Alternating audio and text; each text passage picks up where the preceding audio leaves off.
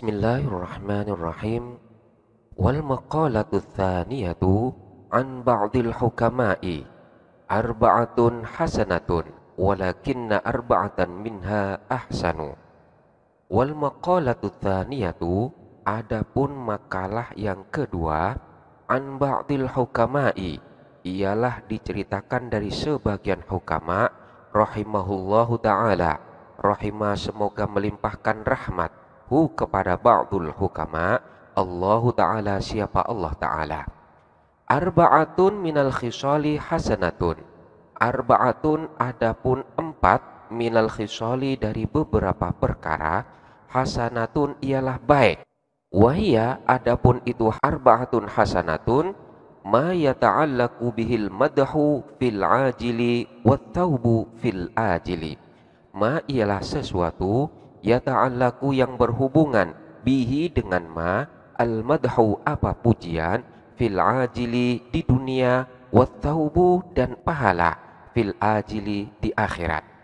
Walakinna arba'atan minha ahsanu, walakinna dan akan tetapi, arba'atan empat, minha dari arba'atun yang pertama itu, ahsanu ialah lebih baik. Apa saja empat hal tersebut? Al-haya'u yang pertama adalah rasa malu. Jadi al-haya'u minar rijali hasanun walakinnahu minal mar'ati ahsanu. Al-haya'u adapun rasa malu, minar rijali dari orang laki-laki, artinya rasa malu yang timbul dari orang laki-laki, hasanun ialah baik.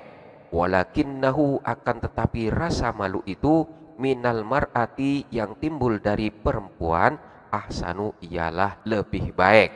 Apa rasa malu itu? Wahwa adapun al-haya'u ingkibabun nafsi min syai'in hadron anil laumi fihi.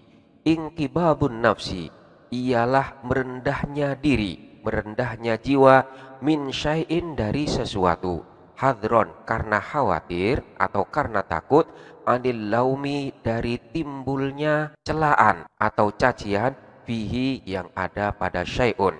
Ini adalah al-haya'u. Selanjutnya yang kedua, wal adlu dan rasa adil. Apa rasa adil itu?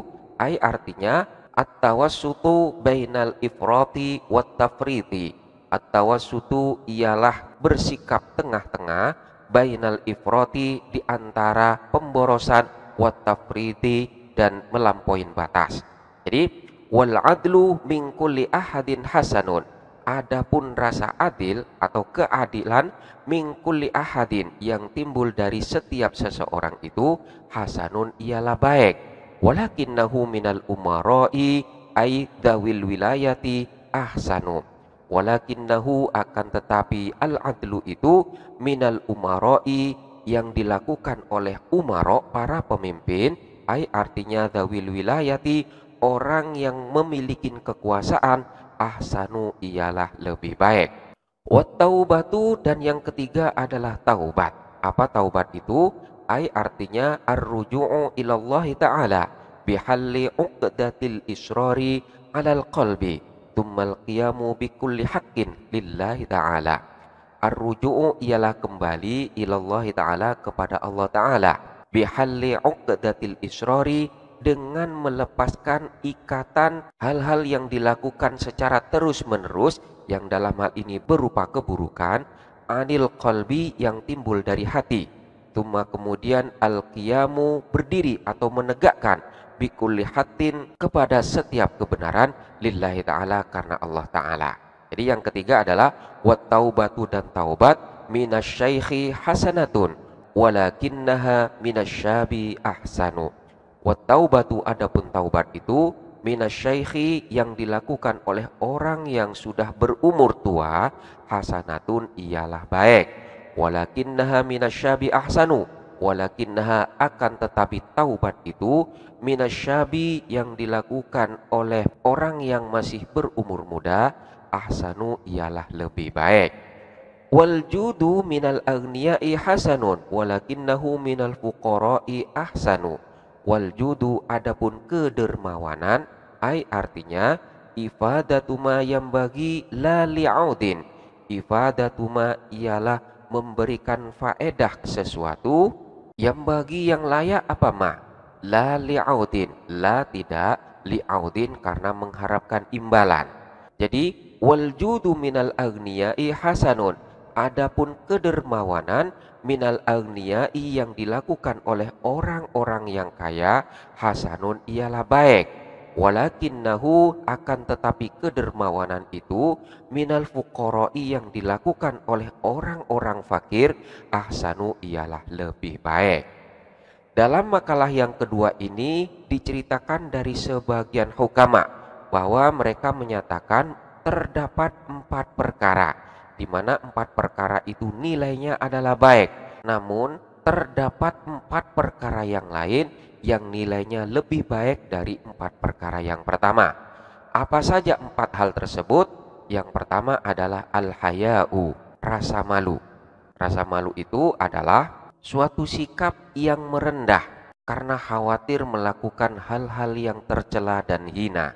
Itu adalah rasa malu. Jadi rasa malu yang dilakukan oleh orang laki-laki itu baik.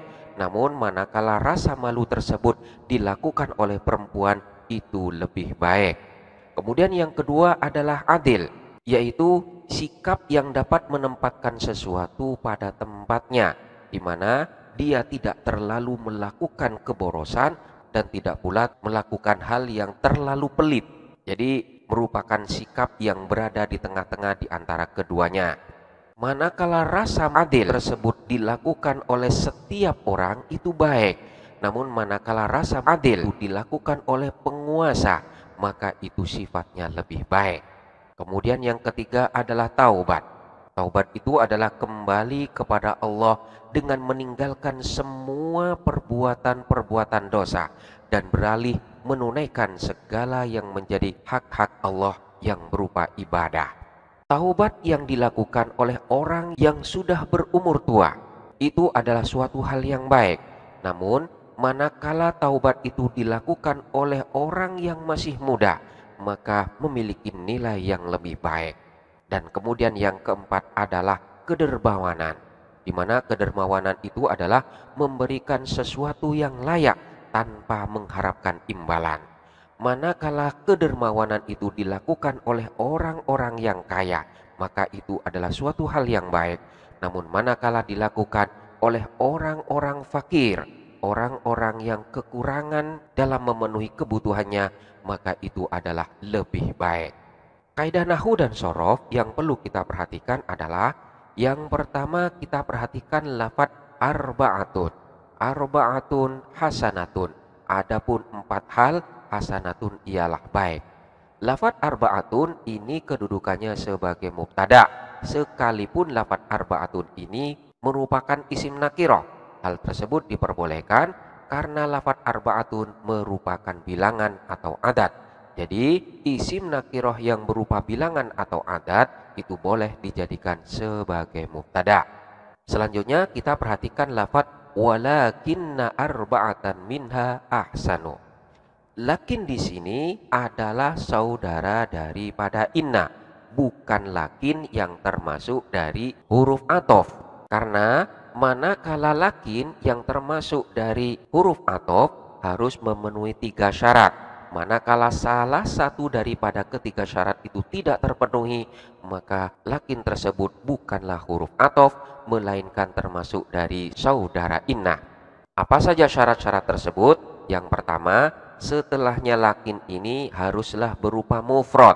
Kemudian yang kedua, sebelum lakin tidak didahuluin oleh wawu, dan kemudian sebelumnya lakin itu didahuluin oleh nafi ataupun nahi. Di sini kita perhatikan, setelahnya lakin di sini tidak berupa mufrad.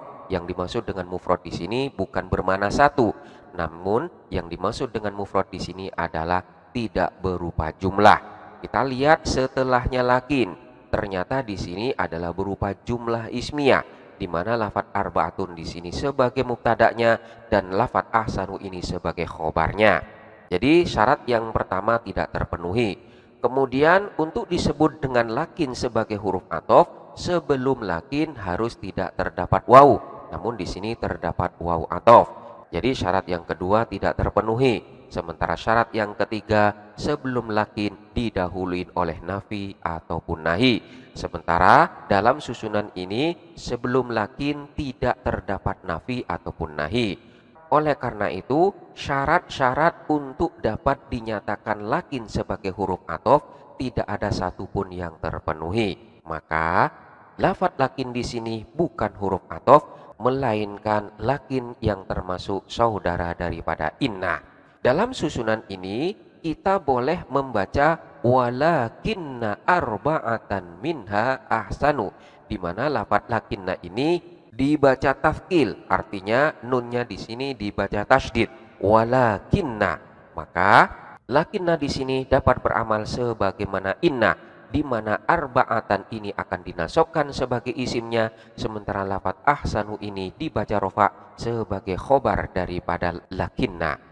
Namun manakala kita baca walakin dengan dibaca takhfif, yaitu nunnya di sini disukunkan, maka sekalipun lakin di sini memiliki makna sebagaimana inna, namun amalnya tidak dapat difungsikan, artinya amalnya dibatalkan, sehingga jumlah yang terletak setelahnya itu dikembalikan kepada hukum asal, yaitu sebagai susunan mubtada dan khobar. Maka jikalau lakin di sini dibaca takhfif, maka bacaannya adalah walakin arba'atun minha ahsanu, di mana lafal arba'atun di sini tidak lagi menjadi isim daripada lakin, namun dikembalikan kepada hukum asalnya sebagai mubtada.